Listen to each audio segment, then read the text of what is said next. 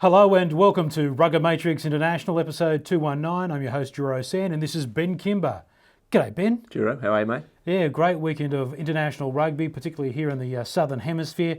And as you can see with our wonderful wide shot here, thanks to Strike, back on board. And if you want a car cradle, I'm sure you can get it in New Zealand as well. See strike.com.au. They are the guns. They know their stuff. They are real car cradles. They'll keep you safe on the road.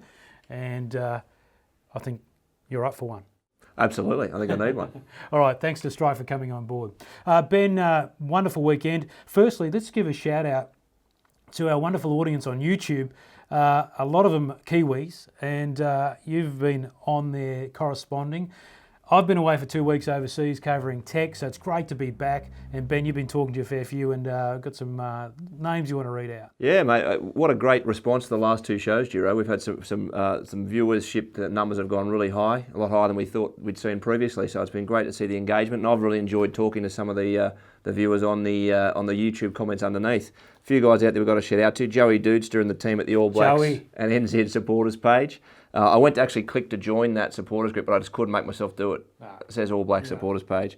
Had a good chat with Remember the Mayor on back row discussion. Gyron 49 and Nehana Jew. There was a lot of good support actually from our Kiwi viewers for the Wallabies, saying they don't want them to be more than competitive, but they want competitive games. They don't want to see these games where it feels one-sided. It's not a lot of fun for most people.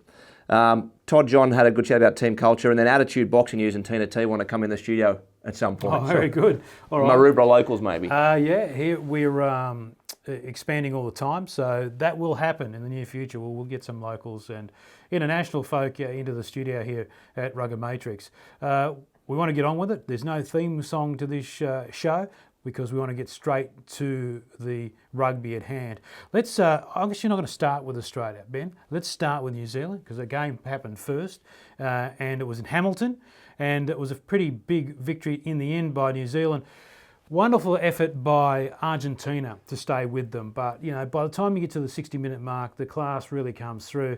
And I mentioned a couple of times on Twitter that defensively the All Blacks got the job done. In fact, they relished that. They were knocking off the Argentinians who really ran out of ideas. So the class in attack was really exposed, I thought, with ideas and penetration through the tenacious defence of the All Blacks because, come 60 minutes, they ran out of ideas and then the All Blacks went on attack with retaliation and turnover ball. They were just brilliant. Yeah, I don't know if I'd say they ran out of ideas. I think they had a pretty solid game plan that proved effective to keep them in the game. I think they ran out of puff a little bit.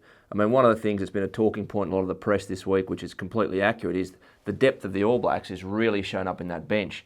So we saw, about 2 points in at the 50-minute mark. Argentina's side were right in there, were a part of the game. And then, the All Blacks actually lost a couple of lineouts around that 50-minute mark, lost 2 in a row.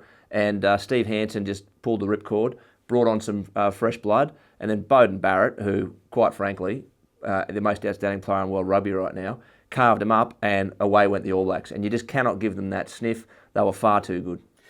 But it was a classic tactic it was almost rope-a-dope a bit, wasn't it? See how much the Argentinians could do, and the All Blacks just bashed them and bashed them. They just kept knocking them off. So just 1 or 2 off the ruck, just pushing the ball up, wasn't going to do anything for Argentina against that wall of defence. Look, when they did go wide, they had some penetration, but the All Blacks still chased them down, Ben. No, I don't think you're being fair to the Argies here, Jero. But what do you mean not fair? What I mean by fair is I think they achieved more than you're giving them credit for. The All Blacks' defence was great, but the Argies came in with a plan. I'm actually giving them credit because I believe they're a better team, and so I thought they should have produced more on the day. Yeah. Well, in that first 50 minutes, they looked like a team that came in with a plan. We've talked about the last 2 Bledisloe Cup matches where the Wallabies, really were hanging on by their fingernails and didn't appear to be that they should even be on the park with the All Blacks. It looked like they were just outclassed, they were being beaten at the collision. Whereas for 50 minutes, that Argentinian team got stuck in and executed a plan that had them in the game. Good, short, sharp hands and a real focus around the fringes of the ruck. We talked in previous weeks about the way the All Blacks had been really stretching their line out, only a couple of guys in at the breakdown, still effectively, but really keeping a strong defensive line. And the way the Argentinians took that on is they really started to smash short, sharp passes either side of the ruck and keep it up. They brought their wingers in as well, and they actually packed that area around that ruck and smashed it away. And I thought it was very effective. They really showed they deserved to be on the park with the All Blacks and executed a plan that kept them in the game. Yeah, there's no doubt. But when it didn't come to fruition in terms of scoring points, so aside from they got close, but when you got into the second half and those valid ideas came to naught, that's when it fell apart, because they didn't have the game plan for the next part, the 20 minutes. That vital 20 minutes is also a fatigue thing, but you tactically have to come with some ideas to play in that last bit, because New Zealand will tackle all day. And they did. I thought they had to work hard. There's no doubt about that, Ben. That the Kiwis worked really hard in defence, but because they worked so hard, they really blunted the Argentinians by the 60-minute mark. So, yeah, I think they came with good ideas early, but like the All Blacks always do, those ideas run out of steam by the 60-minute mark, and then, on the counter. I mean, it's like watching the Crusaders in Super Rugby over the years, and then you see the All Blacks do it again when they counter. Just terrific stuff, and that's what teams have to do. They have to work out what they're doing in the final 20 minutes to compete with a team like the All Blacks. Yeah, and they do have to work that out. And the All Blacks, they have got power across the park, and that's the issue. They can hurt you in so many different ways. And the Argentinians, brave as they were relying probably on about 2 or 3 guys. Their captain, Creevy, the hooker, love him, absolutely fires all day. I love the look of their number 8, Issa, really powerful guy. Saw him take on Brodie Retallick there in a bit of a push and shove match at some point. Cordero on the wing. So they had a few guys that really were probably the focal point of what they had to do. And as they started to get blunter as the game wore on, New Zealand had too many options to go to. Yeah. But I do want to go back to Beauden Barrett, who, as I said, that game at the 50-minute mark, you have to say, was in the balance, even though Argentina was starting to tire. Argentina had been making plenty of ground. They'd been up the other end of the field. The All Blacks were, they missed those couple of lineouts. And then Barrett, off the left foot, off the right foot, just straight through and put Crotty away. Yeah. And there was the game just streaking away from Argentina from there. And that just put the All Blacks on the front foot. It meant they were right into the match, and all of a sudden the floodgates opened. But what about the stepping of Ben Smith? What a player. And with those attacking players, it's in the last bits of the game, the 20 minutes, the 30-minute marks against the All Blacks, that's when you destroy it. It's really soul destroying, isn't it? You've attacked, you've gone well against the All Blacks, you're right in it, and 50 minutes into the game, and then bang, bang, bang, Ben Smith carves you up, Beauden Barrett carves you up. Yeah. And our discussion, I think, last week too, we talked around Steve Hansen's great job of this team and having lost those guys, particularly McCaw and Carter. And we talk about all that experience going out. I think we probably regurgitated a little bit of the groupthink that goes around sometimes. We talked about losing that amount of experience, but I stopped and had a look again. But both Beauden Barrett and Sam Cane, who come into that 10 and 7 jersey, are both around the 40 test mark. And that's a testament to the way the All Blacks have rotated talent and brought people in. Both those guys are actually super experienced already. They're more experienced than a lot of other players out there in Test rugby as they take on what they see as that full mantle of those jerseys. I think credit to the All Blacks here in terms of the defensive alignment and structures. Now, a team like that carves up the opposition, Ben, could be probably forgiven if they want to relax in the D mode. But that defence showed me the attitude of the All Blacks, even with their dizzy heights of attacking prowess, they still get the meat and potatoes done. Yeah. And what a scoreline, 57-22, didn't really do the Argies justice. One point, this might sound a bit silly, but if you're going to talk about where I think the All Blacks are yet to be tested, is I'm not entirely convinced that Crotty and Fekitoa are their best centre combination. There's been a few other guys floating around this year, clearly they've talked about and looked at. And I think if looking at this team... What makes you say that? Because I'm looking for a chink in the armour, mate. That's pretty much why. Yeah. But I think, Beauden Barrett, currently the form he's in off the back of the pack that they have... You two a cut ball. He's going to make you look good if you run out outside centre. Well, Ben Smith and I had a lot of similarities in the way we play the game. But can we talk about him for a moment? Yeah, certainly. If you've got him running at the back... when the chips are down and he can do what he can do with his feet, you have got someone who's at the top of their game and is basically I think in those really clutch plays is going to save you. Yeah, he's a super talented guy, and You know, and it helps when you get that little bit of luck too. When he ran to the line and put that. But don't you make that? Well, you ran to the line, put that grubber through, and it popped up beautifully for Barrett. It just took a little right hand turn, and it wouldn't surprise me if they trained for that. But mate, one of those players again. We talked about the Wallabies needing those 5 or 6 players who are world class. We know right now the New Zealand team you get a lot more than 5, but there's a few guys at that top end you got to talk about: the Aaron Smiths, Beauden Barretts, Ben Smith at the back. And a couple of that forward pack that we talked about, Coles in the second row, that really stand out. So New Zealand doing a great job there. In terms of weaknesses in the New Zealand side, there are very few, but I did notice closely at defence, they were right on the edge of being offside, and probably offside a little bit on the day, not getting pinged. It's not a criticism of anyone really, but I want the referees on both sides, and even in the other test match too, making sure that there's not much room to move in rugby, right? So you've got to be on side. Yeah, and to be honest, I think they definitely pushed that envelope, and there was a good piece by Jonathan Kaplan in one of the NZ websites. He talked around particularly the discussions we've seen around Stephen Moore and the respect that Checker believes they're not getting from the referees, etc. Kaplan wrote a piece and talked about the way that he's refereed the All Blacks over the years and what that's sort of meant to him, and he basically, the thrust of what I think he was saying was they do get away with a bit, but when you are the best team in the world or you are the most dominant team, that will tend to happen. Overall, he thought it was pretty fair over the years, but they can push the envelope. I think one thing that I used to see in their game, which used to really frustrate me, which I'm not seeing as much now, is while they are pushing that defensive lineup, they used to have a lot more lazy runners. That lazy runner who'd be hanging out in the other team's defensive line and opening up a hole. I'm not seeing them rely on that as much as I think they used to. That definitely was a case with the Crusaders. You saw that a fair bit, running back lazily. But you're right, that's clear, and that shouldn't be in the game. It's a bit of a blight in the game, but we don't see that as much now. That's a good point, Ben.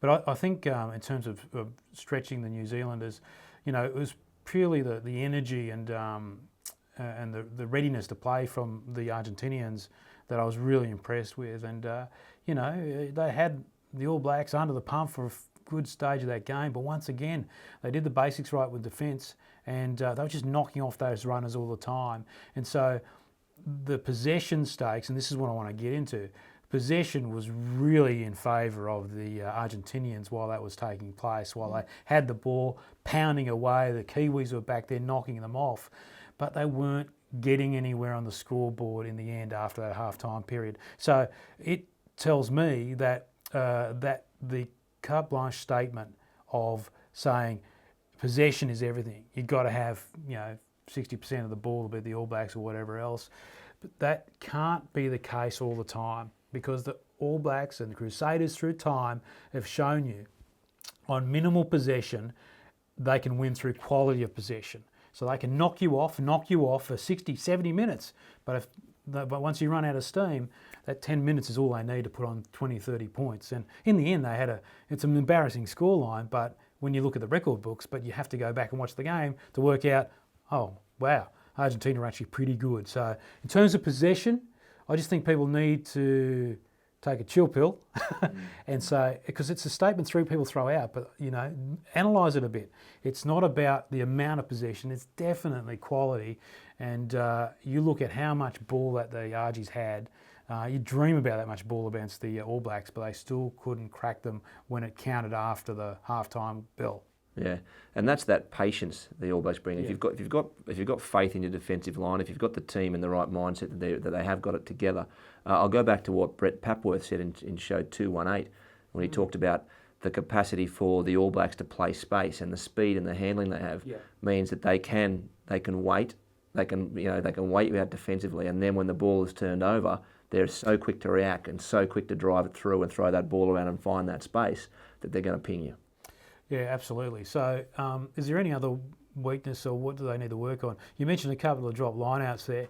And as I said, against Pappy, I wanted to come back against Brett Papworth just to say, and we talked about lineout v scrum, I still maintain that lineout can absolutely kill you, because you're likely to be 22 metres out and on attack, and if you drop that ball when you need it desperately, you've lost the opportunity, and it's really unknown quantity. The ball can go anywhere from a line out. So I think it's so vital, and in times, to me, more vital than scrum. Yeah, now the key point that I was thinking about this with the line out actually after that chat with Pappy and looking at it and thinking about the way that the All Blacks and the Wallabies played in those first two Bledisloe games is, there have been times in Australian rugby when the scrum has been struggling, or the line out has been struggling, but it's usually like one or the other. It was unusual in the Bledisloe Cups to see us getting touched up in both. But the thing about the line out is, if you're playing a team that has a superior and a dominant line out, they can force line-outs more than they can force scrums. So scrums are going to come from drop ball or a few other bits and pieces. But exactly right. You're more comfortable if you've got a dominant line-out. You're just going to ping it down and find the line every now and again, because as soon as you take the first one, as they did in that Bledisloe Cup encounter when they took 2 of our first 3, that's a significant mental pressure on a team. So you're going to say, fine, let's just put it into touch. Or, you guys kick it into touch. We don't care. We're going to take you on. So I think the line-out can be used as more of a weapon, and you can deconstruct a team a bit more. Even though the scrum getting hammered is going to hurt you, the other team can apply more pressure through a line out. Yeah, but you can avoid scrums. Yeah, you're right, absolutely right in that. So the All Blacks are doing well. Steve Hansen, would he be happy with the All Blacks? Oh, he'd have to be. Though, I said, I don't know how happy he'd be with the team that spent the first 50 minutes out there. I think there's some things you want to work on. The Argentinians did test them. They picked up a serious injury as well. I think Sam Kane's out for a month. Yeah. Brings Artie Sevilla into the team. Well, it teams up with his brother, and the 2 best haircuts in world rugby. You remember Kid and Play, hip hop duo from the 90s? Google that one, mate. Yeah. That's the Sevilla brothers' hairdos, as far as I'm concerned. But so they got one injury there, but I'd think he'd say there was work to do, and he did make those early calls on selection. He got those blokes out there when at that 50-minute mark when he wanted to change up the tempo, and that worked. But I think that they'll do some work on that defence around the ruck and what Argentina did to actually make those yards. But he's got to be feeling pretty good. Yeah, absolutely. And I think the great thing is that the Argentina's improvement since becoming part of this competition, obviously Super Rugby as well, getting those players back from Europe, has just been great for the game. And having toured there before too, Ben, we know how big rugby is. It's absolutely driven by passion, but they have to supplement that passion with direction and a bit of clinical play as well. So, and the All Blacks have that, just covered off perfectly. So, well done, screaming ahead at the top of the table. So pretty damn good. There was another test match that followed soon after. In terms of pulsating play, there was a little bit of it, but it was pretty, I thought, scrappy test match. Australia overcoming South Africa, coming from behind, in fact, to win the test match. So it was good to see Australia win and get some points on the board in what has been a bit of a graveyard for the Springboks. Their success at Suncorp Stadium, or at Lang Park as it used to be known, is very, very poor. What are your thoughts about the test? And I was pretty happy not to see people just ranting and raving that, Australia's back, blah, blah, blah. They're not back. They just stopped winning and stopped losing, I should say. Yeah. Well, mate, the last time we saw Australia lift some silverware with some smiles on their faces, I think Tony Abbott was still Prime Minister, so, Yeah, but that's not long in Australian politics. That's right. And there's never been a more exciting time to be a Wallabies fan, is probably what some people are saying. But look, it was a game that is important for Australia to win. I don't think you'll ever point back to it and say what a great victory or what a great match. I think there are some commentators out there who are over-egging it a bit, suggesting, this Cooper-Foley combo is going to be fantastic and it's working well. And I think you can look for positives a bit much. The positive is, I think they kept their heads. They executed. They didn't drop the pill all day. They won their lineouts. And they managed to get back from a deficit. So being down, 14 points to the box early on, grind their way back in, believe it. I think that will do a lot for the team mentally. And it was, to Cheika's credit, he's been quite upfront in talking about stuff. He talked about even seeing the nerve still in his team in that last 15 minutes and how important it is for them to have, claimed that victory and finished that game off. But look, the Boks aren't travelling particularly well for a Boks side. No, they're not. I still think that they will lift for the traditional game in World Rugby, which is South Africa, New Zealand this weekend. I think There's something about that game that will give that they'll grow an extra leg. They're going to need it. Yeah, they will. They all have to. They all need an extra leg against the All Blacks. I don't know if it makes you run faster or not, but it should help with balance. But Australia sort of handed a few opportunities on a platter, didn't they? It was Bernard Foley's intercept pass, for example. Yeah. So a little bit of loose play there by Australia. A couple of nice back line moves, I thought. Quade Cooper was actually really good. I enjoyed watching him play. And, it's been far too long. It's been far too long. Imagine how we would have been going if Quade was a part of this team for a lot longer. Yeah, we did see some, I said some good solid play, and they did some of the things that they would have wanted to do. They moved the ball around well. Quade had a good game. He kicked well, right? That was actually a nice turn up. We saw some reasonable kicking. Reece Hodge slotted into the team well. We got better distance on kicks for line because Reece Hodge was doing a bit of that. Adam Coleman had a good game. So there were some positives all the way through there, but really in a very mediocre game. I think what we want to see now is it'll be interesting to see how Argentina bounces back from that last 20-minute shellacking from the ABs. They've then got to travel right across to Perth and get themselves up for another game. And so it'll be interesting to see if they can bring that same sort of fat passion that they brought against the All Blacks. There'll be a challenge here for the Wallabies, but there is a big step up for the Argentinians to pull themselves out of that beat down they got in the last 20 minutes. Yeah, it was a hard, fast track in Perth, so it's going to be hard for them. I think that is a good test for Argentina, but they've proven that they match up well against Australia, and I'm a big believer in matchups and teams that come against each other. Sometimes they go well against the opposition, other times they don't. Australia don't go that well generally against Argentina. It's just an awkward game for Australia. So if it gets bogged down in forward play, it could be a brutal. Australia should go out there and try and beat their chest against the forwards, play the game, that exhilarating game that they know well, because Argentina, they can score points, but they won't be able to go with Australia if they really put the foot down and use their magic men. Yeah, it'll be interesting to see. I don't think Cheika will change too much. He'll be happy to take the win, and he'll roll forward with a similar team and structure. But some of the commentary we talked about on the YouTube channel got me thinking more about the combinations Australia have and what that might mean. Hooper had a very busy game against South Africa. Pocock not so much. It's still stuck in my craw a bit. This combo in the back. I said the conversation I had on the YouTube comments was around. Is it just, Cheika's got to say, I've got to pick the best players I've got rather than try and pick a back row or a team for structure that might not be the best players I could put out there. So if I need that big number 8 who's going to bend the line, who's going to give me the kind of game that a Kieran Reid or a Facundo Issa for Argentina can do, he's not getting that. I mean, we saw David Pocock in the 71st, 72nd minute of the game against South Africa. He actually picked the ball up at the back of the scrum and went for a run. And I cannot recall him doing that as a number 8 for some time.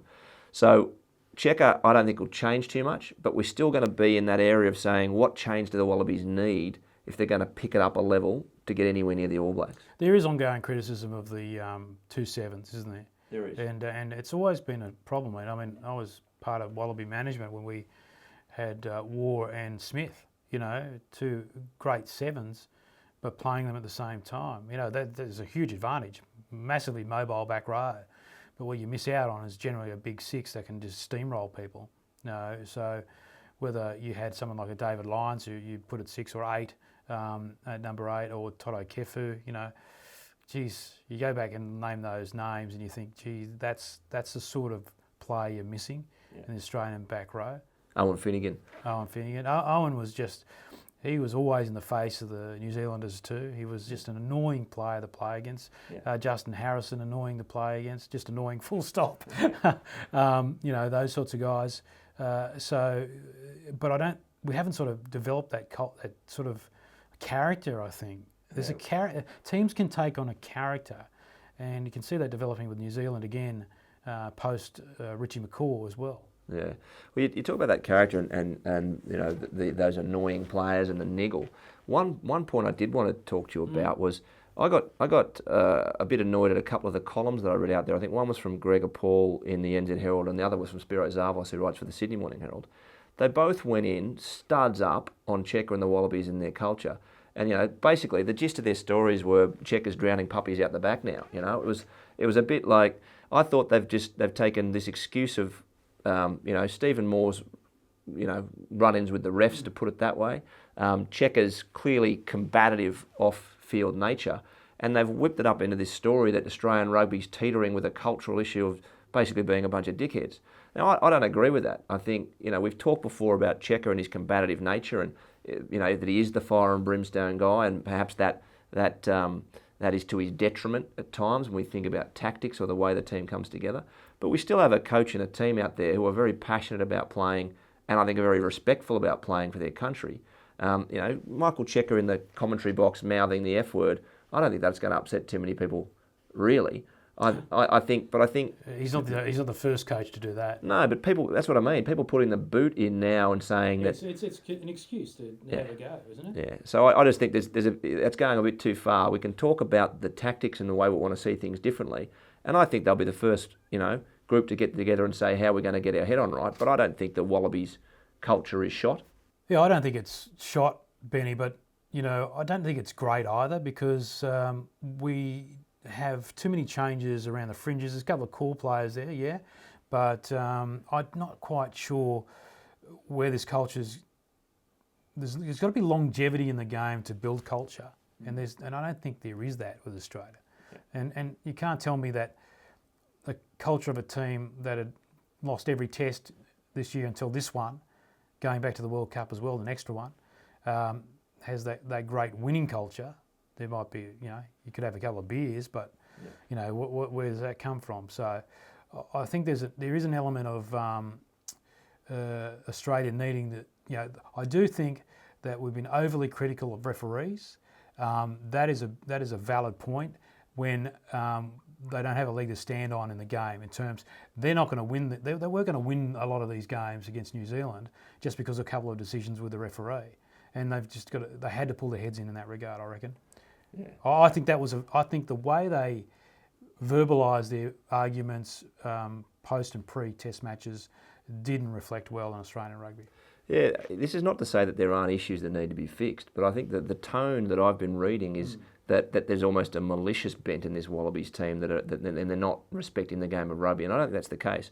This isn't to say, as you and I have discussed, that it feels like there's something that's not quite working in that camp.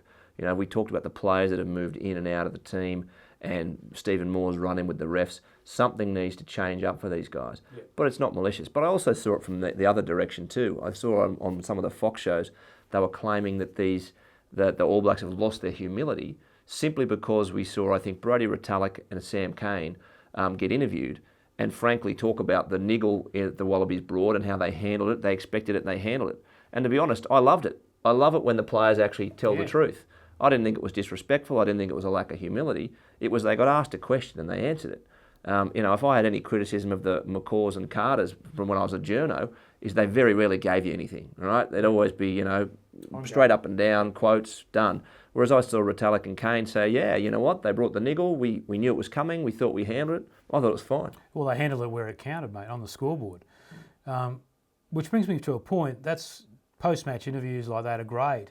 But one thing I can't stand, Ben, is the half-time interview. It adds nothing to the coverage. Sure, and chat with the coach would be okay, but and that might come later in the coverage if they're happy. But on the sideline with a player, I squirm a bit when I see that. I don't know. What do you think?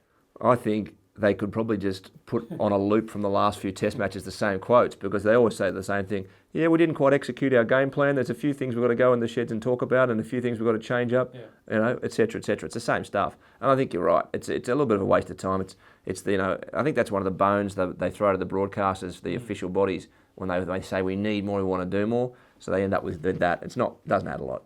Yeah, I just don't think. I don't know. It just to me, I find it potentially dangerous. The player can say anything in the heat of the moment, but they're sucking in huge amounts of oxygen and trying to make sense out of it. I don't know. It's just unfair. I much prefer to see the proper analysis done, or go straight to an ad so you can grab a beer and come back for the next break. But I don't know. I just don't know what it adds to the coverage. Save the interview for post game. Yeah. Benny, we've pretty much got to wrap it up. So 2 games this weekend.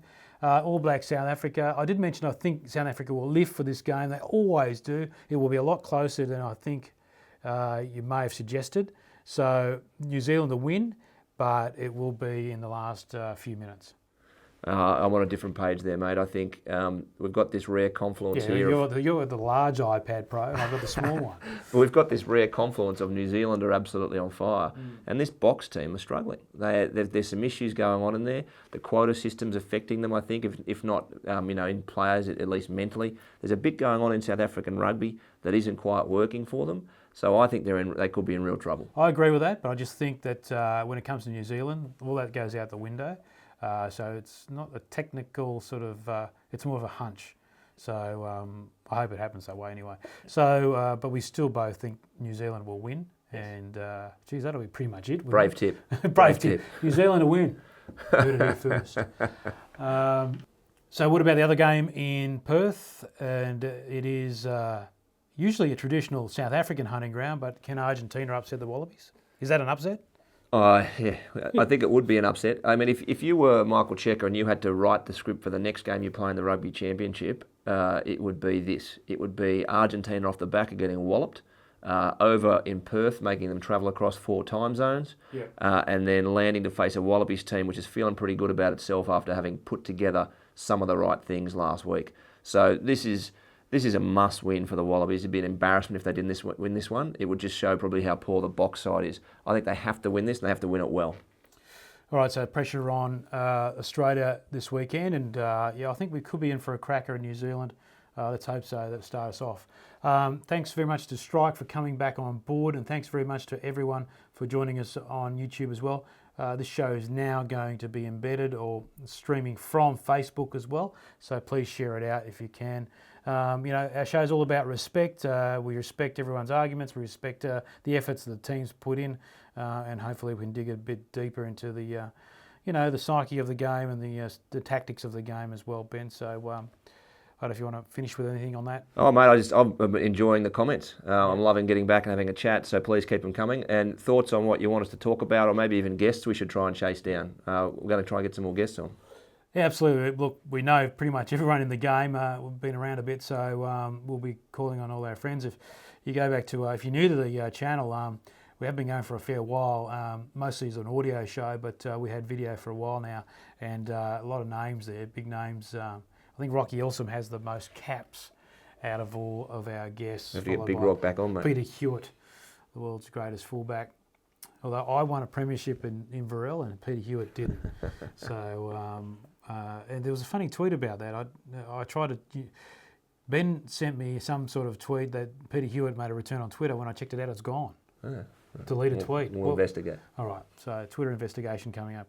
All right, everyone, thanks very much for joining us. This has been RuggaMatrix International 219. We'll see you next week with a wash-up for more rugby in the Rugby Championship, and we'll look ahead to other series in Europe as well. Until then, see you next week.